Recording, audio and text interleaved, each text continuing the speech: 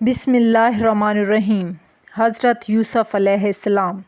حضرت یوسف علیہ السلام کو جو دیکھتا وہ ان کے حسن و جمال کو دیکھ کر حیرت زدہ ہو جاتا۔ عزیز مصر کی بیوی نے حضرت یوسف علیہ السلام کو بہت بہکایا، لیکن وہ اللہ تعالیٰ کے نیک بندے تھے، وہ کسی کے بہکاوے میں نہیں آ سکتے تھے۔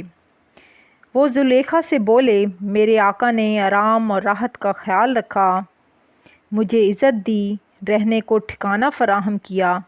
میرا آقا مجھے آرام پہنچائے اور میں اسے تکلیف دوں، ایسا ممکن نہیں ہے۔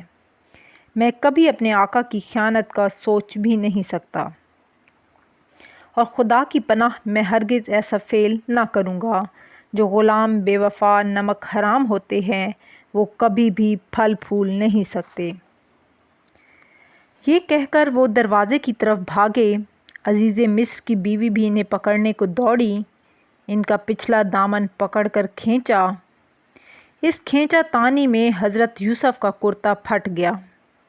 اس دوران وہ دروازے تک پہنچنے میں کامیاب ہو چکے تھے۔ دروازے کے باہر عزیز کو کھڑے پایا۔ زلیخا اپنے شوہر کو دیکھ کر حواس باختہ ہو گئی۔ اس نے اپنا گناہ چھپانے کی غرض سے بے گناہ حضرت یوسف پر اپنا گناہ تھوپ دیا۔ یہ غلام بہت برا انسان ہے، اس بے وفا کو جیل بھیج دینا چاہیے۔ حضرت یوسف نے کہا، میں بے گناہ ہوں، میری کوئی غلطی نہیں ہے۔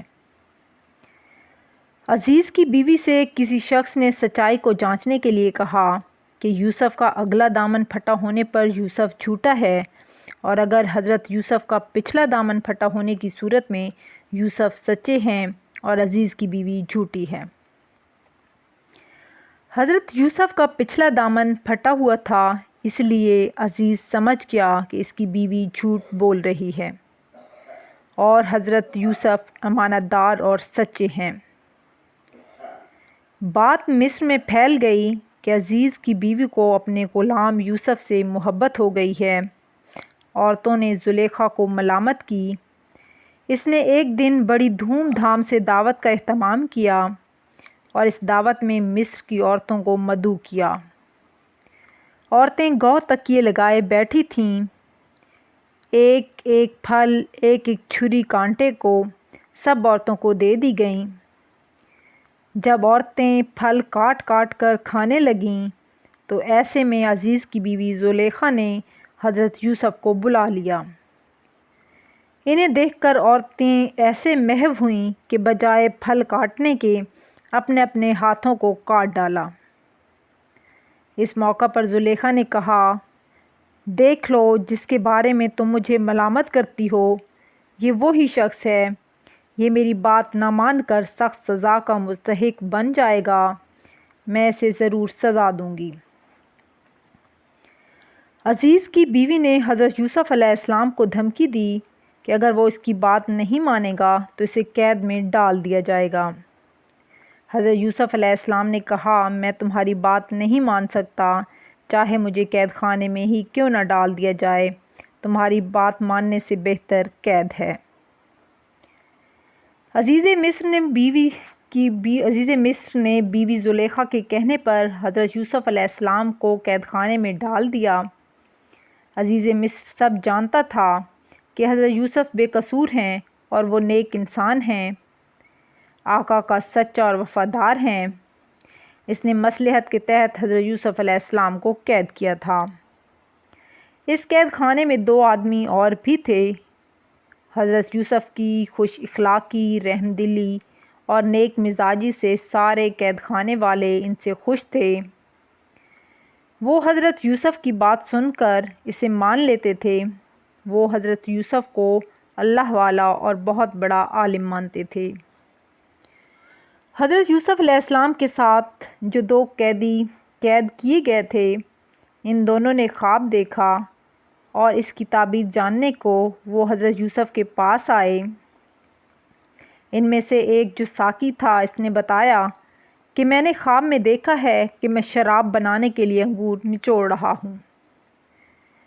دوسرا قیدی نانبائیوں کا سردار تھا، وہ بولا، میں نے دیکھا ہے کہ میرے سر پر روٹیوں کا تھال ہے اور پرندے سے کھا رہے ہیں۔ حضرت یوسف نے ساقی سے کہا، تمہارے خواب کی تعبیر یہ ہے کہ تم بادشاہ کے ساقی کی حیثیت سے آزاد ہو کر بحال ہو جاؤ گے۔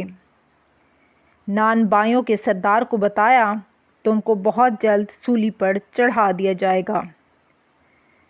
ان دونوں کو تعبیر بتا کر حضرت یوسف علیہ السلام نے ساقی سے کہا، تمہیں جب رہائی مل جائے تو پھر اپنے بادشاہ سے میرا ذکر کرنا۔ ساقی کو رہائی مل گئی۔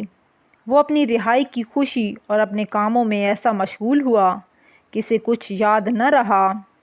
شیطان نے اس کے دماغ سے سب کچھ بھلا دیا۔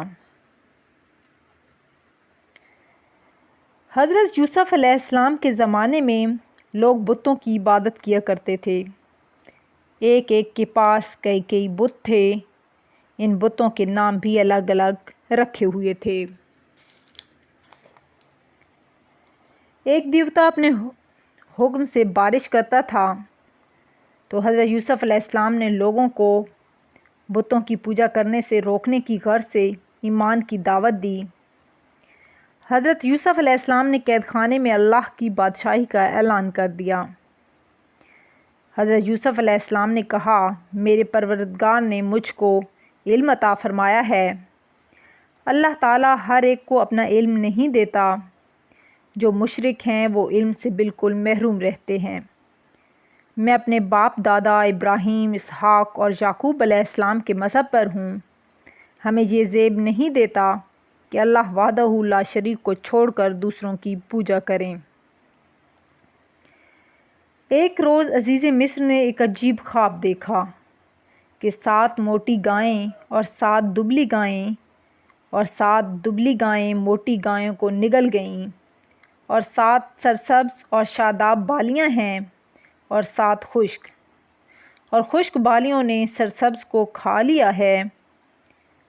اسی خواب نے بادشاہ کو تشویش میں مبتلا کر دیا۔ اسے فکر ہوئی کہ اس خواب کی تعبیر معلوم کی جائے۔ تو اس خواب کی حضرت یوسف علیہ السلام نے کیا تعبیر بتائی، یہ آپ جان سکیں گے میری اگلی ویڈیو میں۔ تو اگر آپ کو یہ ویڈیو پسند آئی ہے تو اس کو لائک کریں، شیئر کریں اور میرے چینل کو سبسکرائب کریں، اور میرے چینل کا وزٹ کرتے رہا کریں، کیونکہ اس میں آپ کو بہت سے انبیاء کی کہانیاں ملیں گی۔ دعا میں یاد رکھیے گا۔ اللہ حافظ۔